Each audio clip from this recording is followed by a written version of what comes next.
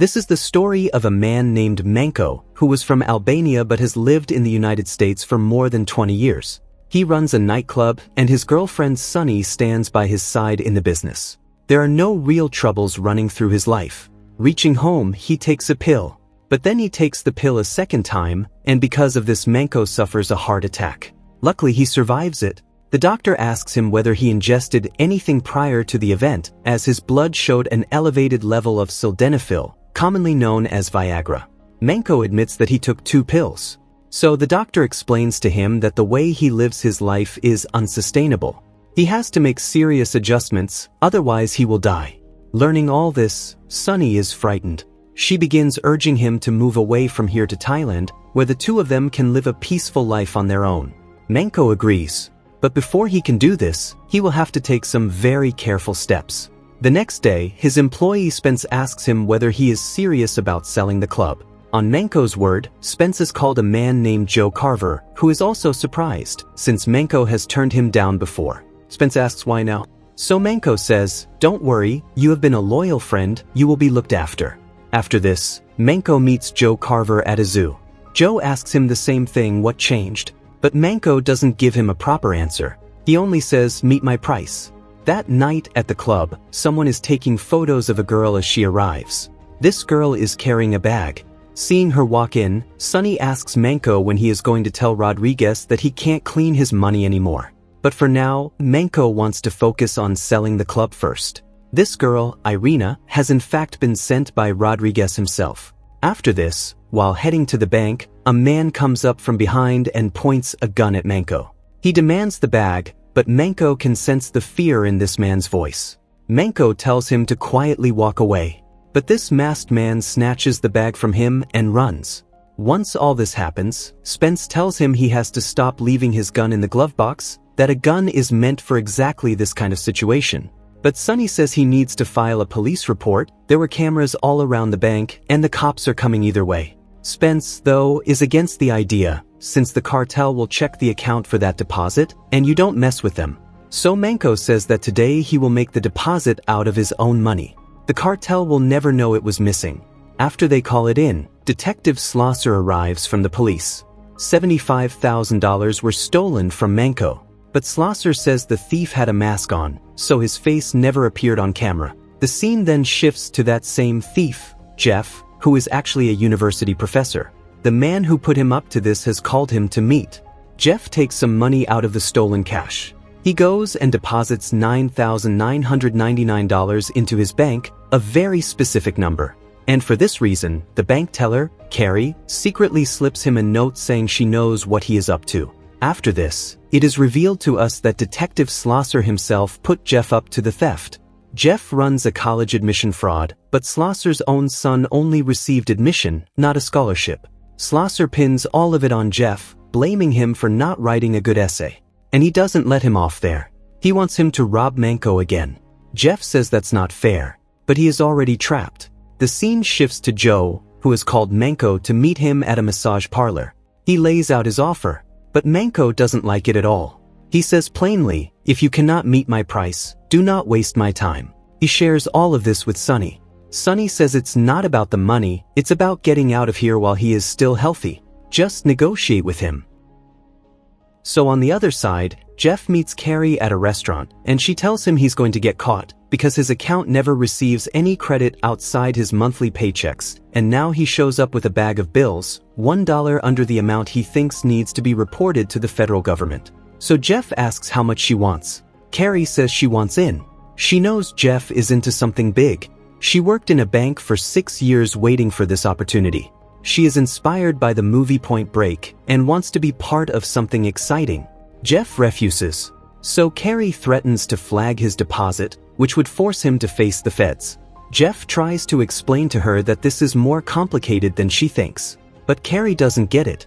After this, at the club that night, Miguel Rodriguez himself shows up in place of Irina. He has found out that Mano has been targeted. But Mano says that was a random incident of misfortune and it will not happen again. Miguel, though, says that if people come for Mano, the next thing they think is that they can come for him, which is not good. Miguel tells Mano plainly that it would be better if this conversation between them never happened again. After Miguel leaves, Spence comes in, and Manco gets angry with him, asking why he let him come in without telling him. But Spence was high. Outside the bank, Jeff and Carrie are both waiting for Manco. Carrie has brought her own gun. She has also brought a mask for them, inspired by the movie Point Break. Manco grips the gun in his hand once before getting out of his car, but then he leaves the gun in the car. Outside, Carrie fires a shot in the air and orders Manco to raise his hands. Manco says he is not the type of man you rob twice. But Carrie was in full robber mode. To scare him, and against Jeff's protests, she shoots at Manco's side. The two grab the bag and run. Manco gets into his car and chases them. So the two of them get into their own car. A car chase breaks out between them. Carrie was enjoying all of this. And just then, a truck slams into Manco's car. Manco gets out and fires at them, but they escape. Carrie says it was so amazing. She is turned on. But Jeff needs to catch his breath. Carrie tells him, "If you want to sleep with me, get a hotel now." On the other side, Manco, who lived in this city like a king, is beginning to feel that he doesn't belong here. He is furious, so Sonny tells him to use a meditation app. But Manco shouts that she shot at him. In a hotel room, Jeff tells Carrie that he is an adjunct professor, and on the side he makes money by writing essays for students, which is apparently a crime, and one of his clients ended up being a cop, and that cop is the one who forced him into these robberies, or else he would lock him up. But Carrie doesn't take his words seriously. She is just enjoying the moment. Over at the police station, Schlosser's partner detective tells him that he has reported Manco's incident to the feds, since the feds had told them Manco is a person of interest. But Manco did not want the feds involved. And looking at his partner's report, Schlosser realizes that a woman was also involved in the previous night's robbery. So Schlosser calls Jeff, but he doesn't pick up the phone. On the other side, Joe tells a man that Jeff, when he wakes up, says he needs more money if they have to make this deal. After this, while Manco is meditating, he receives Joe's offer, and seeing it, he too is pleased. But in the hotel room, when Jeff wakes up, he is alone. He panics, wondering where Carrie went. And on his phone there are 13 missed calls from Schlosser. But just then Carrie comes back. She was just downstairs at the casino. So Jeff asks about the money. But Carrie had lost all of it at the casino. Hearing this, Jeff starts to panic. Carrie says they can just get more. Jeff says no, they can't. And just then he gets a call from Schlosser, who asks who she is. He demands his money. But Jeff says a bit of a problem has come up and asks for some more time, so Schlosser gives him 1 day. On the other side, Irina comes into the club and says they need to go. Miguel wants to see him, and they shouldn't keep him waiting. Sonny asks to come along too, but Irina says he needs to come alone. So Manco doesn't even take his gun, since he has known these people for a long time and has worked for Miguel's father before as well. He tells Spence to stay clean and take care of Sonny. As Manco leaves with Irina, someone is taking photos of them. And on the other side, it is revealed to us that Joe is an undercover FBI agent trying to reach Miguel. He gets word of this movement of Manco's. Irina is giving Manco directions, but Manco asks her to tell him exactly where they are going and what will happen there. In response, Irina points a gun at Manco. So Manco tells her that in no scenario will she be able to kill him and get out of here. The police won't let her run. And even if she survives, Miguel himself will kill her. Irina tells him that Miguel wants to talk with him at his home. So they arrive at Miguel's house. And right at the entrance, Manco's phone is taken from him. Inside, Manco meets Miguel, who says, "You have been cleaning money for me for many years, and you have made it look easy. Is it easy?" Manco says no, but they have this structure to make it work. So Miguel shouts, "Then why do you keep messing it up?" Manco says these are accidents. But Miguel says these accidents are jeopardizing his success on a bigger scale. So Manco says no, look at this place, you are successful. These small incidents aren't jeopardizing you. But Miguel's point is that in this line of work, they are not promised tomorrow, Manco. So Manco tells him that he is thinking of selling the club. And Joe can have first right of refusal. This is his way of making things good between them. He tells Miguel to take cover. And just then Joe arrives outside. Inside, Miguel has one of his men attack Manco. But just then, Joe throws a rock at the window. And Manco grabs his gun and opens fire on everyone. Miguel tries to run outside, but Manco kills him. After this, a woman comes toward him with a gun. but the gun doesn't fire, and Manco shoots her in the head. On his way out, Irina comes before Manco. But Manco doesn't kill her. He asks, "Can we trust each other?" Irina says yes. So Manco tells her to take Miguel's car and run.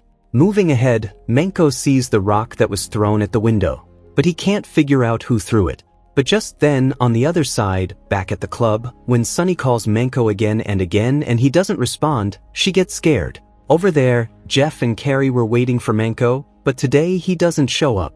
And Jeff had to steal the money and hand it to Slosser today. Manco sets Miguel's entire house on fire, so Joe follows behind him. Over here, Carrie says that if that man brings this much cash from the club every day, then just think how much must be inside the club. She was proposing to rob the club. Meanwhile, while Sunny is putting the money into the locker, Spence comes in. Spence starts saying that Manco had told him he would be taken care of, but now he isn't here. Sunny says he will come back, but Spence doesn't think so. He was high and in a great deal of fear. He demands the money from Sunny. Sunny says, "This is not you, we will take care of you." But Spence stops her from picking up her gun. In the struggle, Sunny falls to the ground. Spence holds her at gunpoint, sits her in a chair, and ties her up. He starts gathering the money. And just then Jeff and Carrie had come outside the club. They fire shots into the air, which makes Spence think that Miguel's men have arrived. And just then, Sunny sprays something into his eyes. With blinded eyes, Spence raises his gun and fires, which scares Carrie into firing back, and one bullet hits Spence. Carrie is stunned at what she has done. She starts saying he shot first. So Jeff gathers the money and leaves with Carrie. He puts Carrie in the car. Carrie was terrified. She didn't want to hurt anybody. Calling the money blood money, she starts throwing it out the window. Jeff tells her not to do this. And in all of this, they get into an accident. Their car flips over. Carrie climbs out of the car. She tries to lift Jeff, but he doesn't get up. And just as Carrie moves a little away from the car blasts. And here, a bear comes before Carrie too. But luckily it doesn't attack her. After this, by morning, the police had arrived at the club. And just then Sunny gets a call from Manco saying, "I am home." And hearing that Sunny is at the club, he asks, "Everything okay?" Sunny says no, but I am okay. So Manco tells her to come with Spence to the Small Plains airport. So Sunny just says, "Okay, I am coming." But seeing her leave, Slosser follows her. Over here, Manco gathers all the money he had hidden in different places around his house, puts it into a bag, and leaves. But from here, Joe follows him. So when Manco sees Sunny arrive in a taxi, he asks about Spence. Sunny can't bring herself to tell him. She says, "I'll explain everything later." Manco tells her that from here they will go to Vancouver, and beyond that they can go anywhere. But just then, Slosser appears before them. He says there was a shooting at your club and you are leaving town. He takes them aside and asks them to open the bag and show him. There was money in the bag. So Slosser points his gun at Manco and tells him to put the bag on the ground. He won't let them leave even with the money. But just then, Joe comes up from behind and says, "FBI, put the weapon down." When Joe had told the LAPD to follow Manco, he had given clear instructions, no contact. But Slosser says, "This is my jurisdiction." So Joe reveals that this morning the LAPD found a woman, who was Carrie, and she told the police that Slosser said he would kill their families if they didn't rob this club guy. In truth, Slosser had followed Manco on behalf of the LAPD. And during this, Slosser had seen him make deposits alone at the bank every day. So with the truth out, Slosser fires at Joe. A bullet hits Joe's arm. Slosser picks up the bag of cash and is about to go over and kill Joe, when from behind Manco attacks Slosser. During the struggle, Manco kills Slosser with Slosser's own gun. After this, more feds arrive. Joe shows Manco a photo of a man named Santiago and tells him that this man is Miguel's boss too and the leader of this cartel, and that he has been chasing him for a long time. This operation was not for Manco, they just wanted the club from him. He also says, "Don't worry, you didn't kill Miguel. I keep throwing rocks at windows." They will show Slosser as Miguel's murderer and say that after killing Miguel, Slosser took his own life because he couldn't handle the guilt. Joe places the papers to transfer the club's ownership before Manco. Joe will buy the club and slip into the cartel system. So on Sunny's word, Manco signs the papers. After this, Joe frees them to leave. He even returns their money to them, saying, "You'll need this." And with that, this story comes to an end right here. Let us know in the comments how you liked this explanation, and don't forget to like the video and subscribe to the channel.